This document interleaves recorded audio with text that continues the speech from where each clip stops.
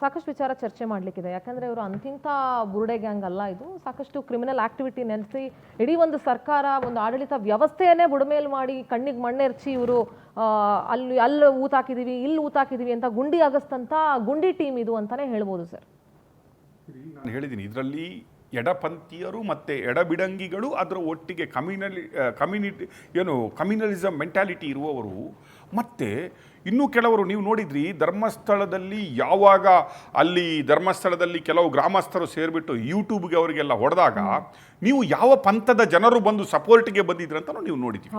ಎಲ್ಲೂ ಕೆಲಸ ಇಲ್ಲದವರು, ಇದಕ್ಕೆ ಕೈ ಹಾಕ್ಲಿಕ್ಕೆ ಬಾರದವರು, ಇದಕ್ಕೆ ವಿಷಯನೇ ಇಲ್ಲದ ಧರ್ಮದವರು ಕೂಡ ಬಂದ್ಬಿಟ್ಟು ಅಲ್ಲಿ ಬಂದ್ಬಿಟ್ಟು ನಮ್ಮ ಸಪೋರ್ಟ್ ಇದೆ ಮಹೇಶ್ ಅಣ್ಣನಿಗೆ ಅಂತ ಹೇಳಲಿಕ್ಕೆ ಬಂದವರನ್ನು ನಾವು ನೋಡಿದ್ದೀವಿ. ಇದರ ಇಂಟೆನ್ಷನ್ ಈಸ್ ವೆರಿ ಕ್ಲಿಯರ್. ನೋಡಿ, ದಾರಿ ತಪ್ಪಿಸಿರುವುದು ಮಾತ್ರ ಅಲ್ಲ, ಕೆ.ವಿ. ಧನಂಜಯ ಅವರು ಇಷ್ಟು ದೊಡ್ಡ ಸುಪ್ರೀಂ ಕೋರ್ಟ್ ಅಡ್ವೊಕೇಟ್ ಆಗಿಬಿಟ್ಟು ಇಡೀ ರಾಜ್ಯದ ಜನತೆಯನ್ನು, ಇಡೀ ಕರ್ನಾಟಕವನ್ನು, ಇಡೀ ಒಂದು ಧರ್ಮವನ್ನು ಇಡೀ ವಿಶ್ವದ ಎದುರುಗಡೆ ತಲೆ ಕೆಳಗಡೆಯಾಗಿ ನಿಲ್ಲಿಸುವಂಥ ಕೆಲಸವನ್ನು ಮಾಡಿದರು.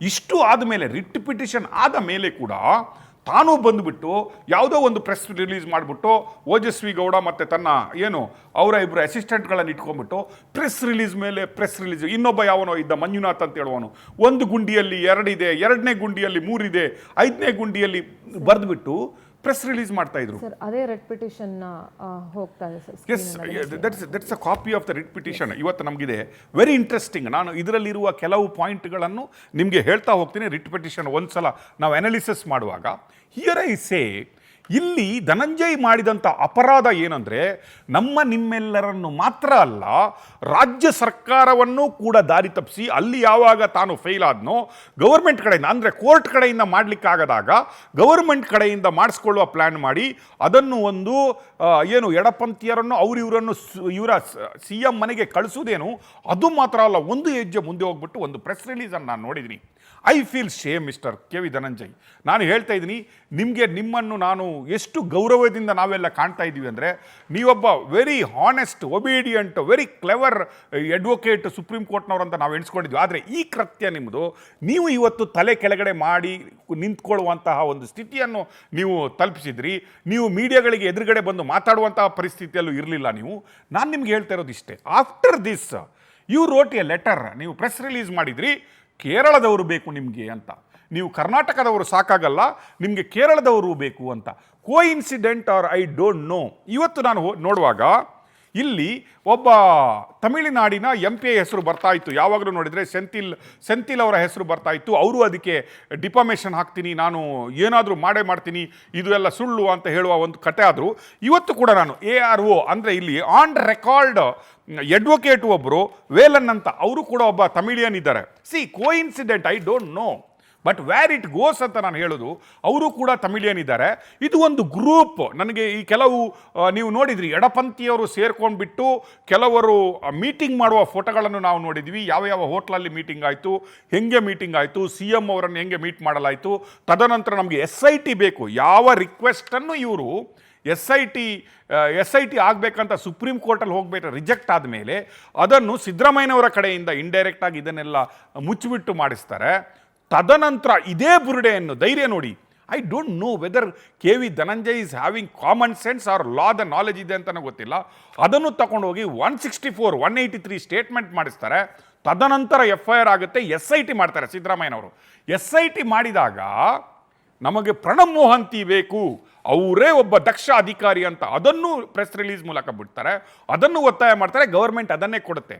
13 ಗುಂಡಿ ಅಗ್ದು ಅಲ್ಲೂ ಏನು ಇಲ್ಲದಾಗ ಬಾಯಿ ಮುಚ್ಕೊಂಡು ಇವತ್ತು ಯಾವನು ಒಂದು ಬುರುಡೆಯವನಿಗೆ ಒಂದು ಸುಪ್ರೀಂ ಕೋರ್ಟ್ವರೆಗೆ ಕರ್ಕೊಂಡೋಗಿ ಈ ಬುರುಡೆಯನ್ನು ತೋರಿಸ್ಬಿಟ್ಟು ಅಫಿಡವಿಟ್ ಹಾಕ್ಸ್ಬಿಟ್ಟು ಅವನ ಎಜುಕೇಷನ್ ಎಷ್ಟಿರ್ಬೋದು ಹೇಳಿ, ಚಿನ್ನಯ್ಯನ ಎಜುಕೇಷನೇ ಇಲ್ಲದವನು, ಓದಲಿಕ್ಕೆ ಸರಿಯಾಗಿ ಬರದವನು, ಅವನನ್ನು ಕರ್ಕೊಂಡೋಗ್ಬಿಟ್ಟು ಡೆಲ್ಲಿಗೆ ಕರ್ಕೊಂಡೋಗಿ, ನಾವು ಕೇಳಿದ್ವಿ SITಯಲ್ಲಿ ಹೇಳ್ತಾರೆ, ನಾವು ಈ ಬುರುಡೆಯನ್ನು ತಗೊಂಡು ಡೆಲ್ಲಿವರೆಗೆ ಹೋಗಿದ್ವಿ, ಅಲ್ಲಿ ಅಡ್ವೊಕೇಟನ್ನು ಮೀಟ್ ಆಗಿದ್ವಿ, ಸುಪ್ರೀಂ ಕೋರ್ಟ್ಗೆ ಹೋಗಿದ್ವಿ, ಸುಪ್ರೀಂ ಕೋರ್ಟ್ಗೆ ಕರ್ಕೊಂಡು ಹೋಗಿ ಅಲ್ಲಿ ಇದನ್ನು ಹಾಕಿ ಫೇಲ್ ಆದ ನಂತರ ಸುಜಾತ ಭಟ್ ಅನ್ನೋ ಒಂದು ಕ್ಯಾರೆಕ್ಟರನ್ನು ಕ್ರಿಯೇಟ್ ಮಾಡಿ ಅನನ್ಯ ಭಟ್ ಅಂತಹ ಒಂದು ಮಗಳಿದ್ದಾಳೆ, ಅವಳು ಧರ್ಮಸ್ಥಳದಲ್ಲಿ ರೇಪ್ ಆ್ಯಂಡ್ ಮರ್ಡರ್ ಆಗಿ ಸತ್ತಿದ್ದಾಳೆ, ಅವಳ ಬಾಡಿಯ ಅಸ್ಥಿ ಬೇಕು ನನಗೆ, ಅದರಿಂದ ನಾನು ಅವಳಿಗೆ ಪುನಃ ಅವಳ ಆತ್ಮಕ್ಕೆ ಶಾಂತಿ ಸಿಗುವವರೆಗೆ ಸದ್ಗತಿಗಾಗಿ ನಾನು ಪುನಃ ಅವಳ ಕ್ರಿಯಾ ಕಾರ್ಯಕ್ರಮಗಳನ್ನು ಮಾಡಬೇಕು ಅನ್ನುವ ಒಂದು ತಾಯಿಯನ್ನು ಕ್ರಿಯೇಟ್ ಮಾಡ್ತಾರೆ.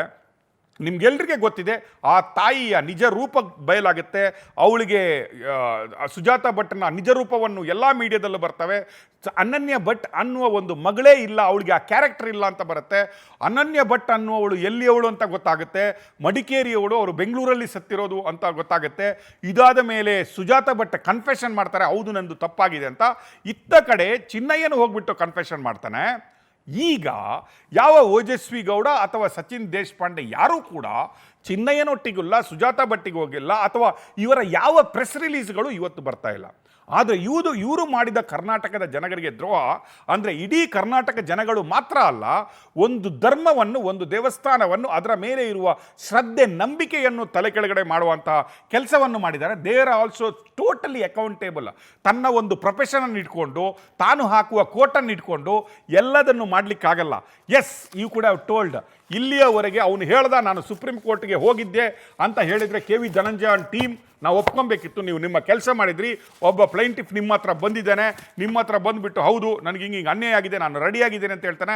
ಯಾರೋ ನಿಮಗೆ ದುಡ್ಡು ಕೊಡ್ತಾರೆ, ಫೀಸ್ ಕೊಡ್ತಾರೆ, ನೀವು ಸುಪ್ರೀಂ ಕೋರ್ಟ್ಗೆ ಹೋಗಿ ಹಾಕಿದಿರಿ.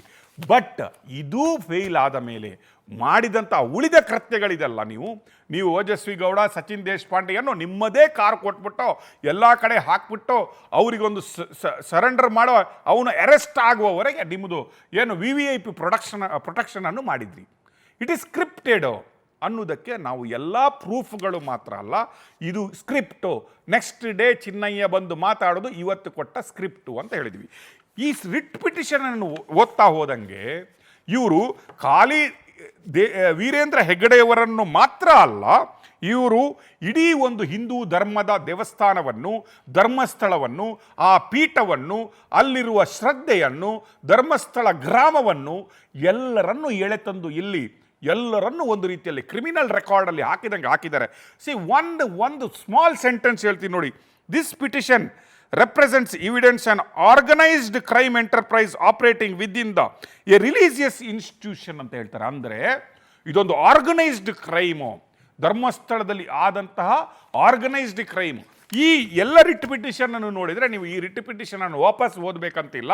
ಸಮೀರನ್ನ ವಿಡಿಯೋವನ್ನು ಯಾರೆಲ್ಲ ನೋಡಿದ್ರಲ್ಲ, ಅದರ ಇನ್ನೊಂದು ವರ್ಷನ್ AI ವರ್ಷನ್ನೇ ಈ ರಿಟ್ ಪಿಟಿಷನ್ನ AI ವರ್ಷನ್ ಸಮೀರನ ವಿಡಿಯೋ. ನಿಮ್ಗೆ ಈಗ ಅರ್ಥ ಆಗುತ್ತೆ ಯಾಕೆ ಸಮೀರ ಬಂದ, ಸಮೀರನ ಪ್ರೊಡಕ್ಷನ್ ಯಾರ ಕಡೆಯಿಂದ ಈ AI ಪ್ರೊಡಕ್ಷನ್ ಆಯಿತು, ಯಾಕಾಯಿತು, ಇದರ ಮೇನ್ ರೂವಾರಿ ಯಾರು, ಇದಕ್ಕೆ ಮಾಸ್ಟರ್ ಮೈಂಡ್ ಯಾರು, ಇದರಲ್ಲಿ ಯಾರ್ಯಾರಿದ್ದಾರೆ ಅನ್ನೋದಕ್ಕೆ ಇನ್ನೇನು ನಾನು ನಿಮಗೆ ಜಾಸ್ತಿ ತೋರಿಸ್ಬೇಕಾಗಿಲ್ಲ.